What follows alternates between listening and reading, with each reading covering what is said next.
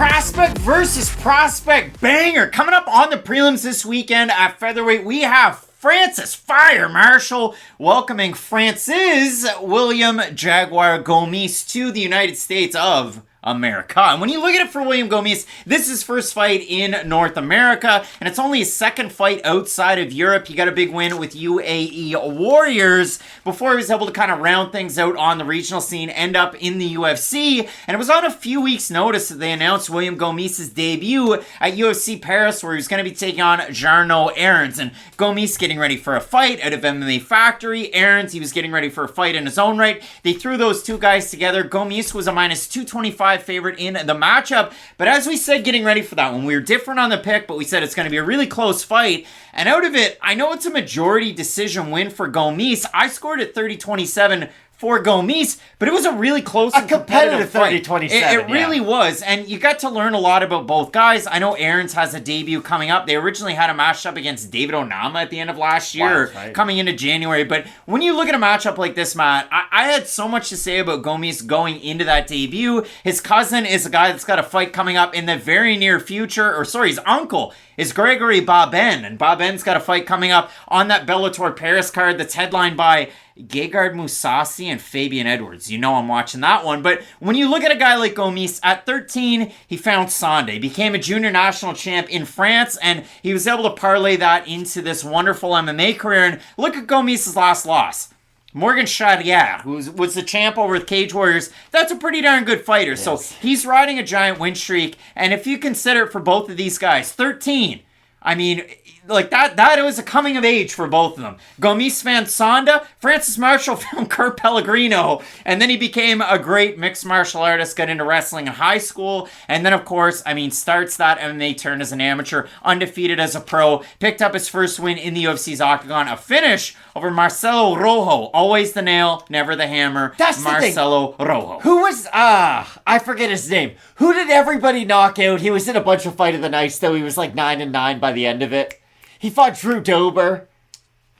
I can't remember, and that's unfortunate. But that's the thing about Francis Marshall. His last fight, you might be buying a little bit high on him based off that last fight. But it is interesting. I really like the striking of William Gomis. I like his 1-2. Okay, hold on. We have to get this out of the way right now. William Gomis fights like Dr. Jekyll and Mr. Hyde. Some fights he's on the back foot. Yeah. And doesn't throw much. Some fights he's moving forward. He's throwing that body kick. But the thing is, he's holding his hands like he's riding a chopper. He needs a very specific range to have a lot of success is my overarching point, though. He is a guy who has to have that distance to really have success in his game, and that's where Marshall can completely take advantage of it, because he is a fighter who can mix in his wrestling and his boxing very well, especially for being a prospect with only 7 fights on his record. That's the thing with both these guys. I expect them both to make massive gains in between every single fight, because they are in their mid-20s, early 20s, so I do think we will see massive improvements out of both guys. But for William, I love the striking on the outside. The thing is, if you do make it ugly, if you put your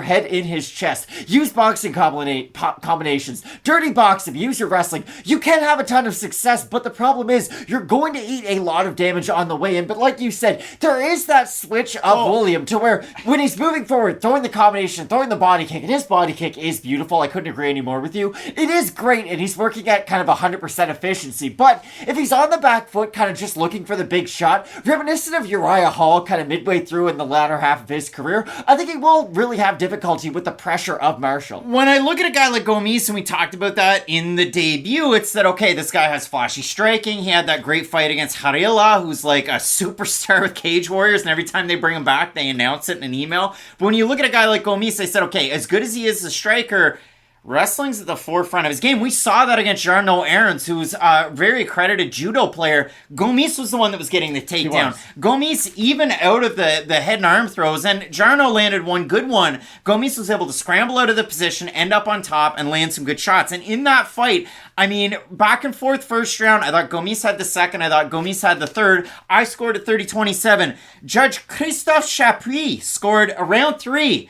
10-10. Christophe, qu'est-ce qu'on fait, mon gars? Like, why? You never see 10-10s, but in France you do. So I'm okay with it. A very competitive fight for Gomis, and for Marshall, he ends up on Dana White's Contender Series last year. He fights Connor Matthews, and in that one, He withstood a lot of adversity in the first round. He kind of got hit a little bit. Second round, third round, he's able to bite down on the mouthpiece, work in his own game, work in his takedowns. And against a guy like Rojo, that right hand was there for him just about every time. He controlled every aspect. And at the end of it, he put Rojo on, as we say, Beach Street. But out of both of these guys... Marco Polo Reyes, that was the name I was looking for. Matt. Remember him at the end? Marco Polo Reyes, if he hit you, you were going down. But if you hit him, he was also going down. I have a prop in this one. You want to talk about remember him and remember when. For both of these guys, when we look at the level of competition, for Marshall, it was kind of all over the place coming into the UFC. He beat Mike Taylor, was 3-2. Ray Trujillo, who fought everybody, who was 24-30 at the time. And Michael Lawrence, who was 7-6 before. Marshall fought 5-0 Connor Matthews. But William Gomis, before he ended up in the UFC, before he ended up fighting Jose Marcos on Aries, he wasn't originally due to take on Jose Marcos. Matt, remember who William Gomis was supposed to fight?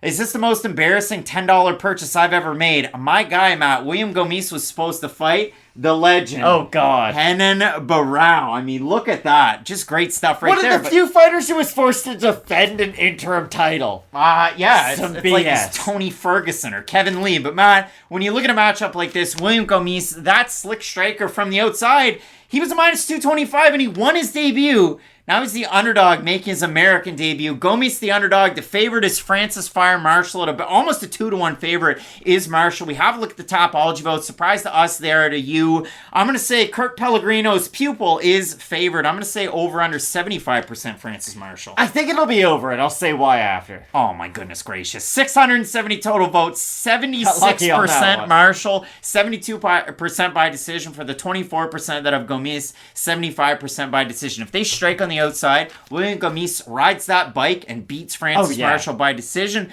Gomis is a really good wrestler.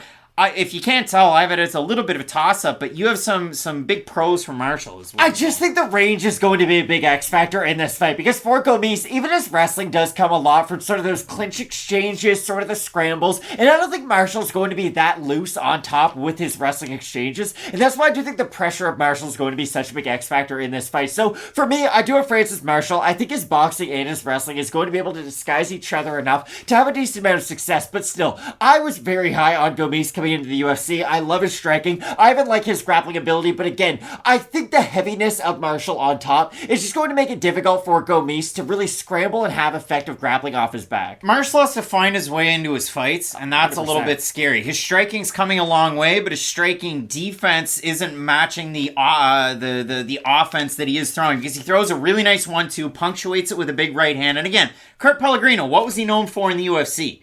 Submission ability and takedowns. You know that Francis Marshall has that. Out of all of these wins, 4 by submission, rear naked chokes are all out there. He's a strong fighter. And he did an interview with Sportskeeda MMA, and I'm going to talk about James Lynch quite a bit on these, but the quote that I got out of the interview that he did with Lynch, camp's going great, so I was actually wrestling a lot more in between fights, and then now in this camp, I've been wrestling still. My wrestling coach is Daniel Cohn, drilling partners Connor Mallet, and then Anthony Santiniello, who's his girlfriend's brother, and he's a high school state wrestling champ, current high school state wrestling champ. So Francis Marshall's working a ton of the wrestling. I don't know. I didn't hear any conversation about whether or not he's still involved in firefighting, because he still was before his last fight. In this matchup, I'll ever so slightly go with Francis Marshall. But again, as an underdog, William Gomis is a great pick. On the outside, he's great. Defending takedowns, he's very good. We'll see who's able to get the win. I think the sharp pick is probably William Gomis, but I'm not sharp lately. I'm dull as a butter knife, and I'm going with Francis Marshall. We're in agreement on the pick. We have some big-time fights left on this card. Pavlovich is taking on Blaydes in the main event. You're not going to want to miss. Keep it locked in with Fight Night Picks. We always say, let's get into it.